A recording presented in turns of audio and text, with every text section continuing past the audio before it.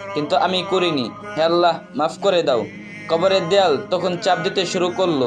অস্থির মজা, ভেঙে যাচ্ছে মনে হলো। চারপাশে সাপ বিচ্ছুর গর্জন। তুমি কাঁপতে কাঁপতে চিৎকার করলে, কিন্তু কেউ শুনলো না। তারপর হঠাৎ এক অদ্ভুত দৃশ্য তোমার সামনে ফুটে উঠলো। এক বিশাল ময়দান, কোটি কোটি মানুষ একসাথে দাঁড়িয়ে আছে। সূর্য মাথার উপরে, এত কাছে যে মানুষের মগজ গলতে শুরু করেছে। কেউ কাঁদতে কাঁদতে, কেউ দৌড়াচ্ছে, কেউ শুধু বলছে, ইয়া নাফসি, ইয়া নাফসি, আমার প্রাণ, আমার প্রাণ।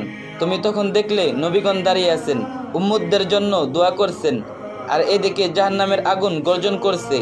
আগুনের শিখা এত ভয়ঙ্কর যে মনে হলো পুরো দুনিয়া গিলে ফেলবে। সেই আগুন তোমার দিকে ঝাঁপিয়ে আসছে। তুমি কাঁপতে কাঁপতে মাটিতে লুটিয়ে পড়লে।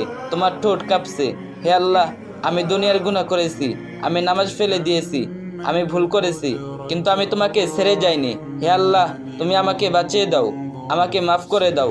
চোখ দিয়ে পানি ঝরছে, বুক থরফর করছে। তুমি তখন বুঝলে দুনিয়ার হাসি, আনন্দ, টাকা, ভালোবাসা সব ফুরিয়ে গেছে। এখন শুধু আল্লাহর সামনে দাঁড়ানোর সময়।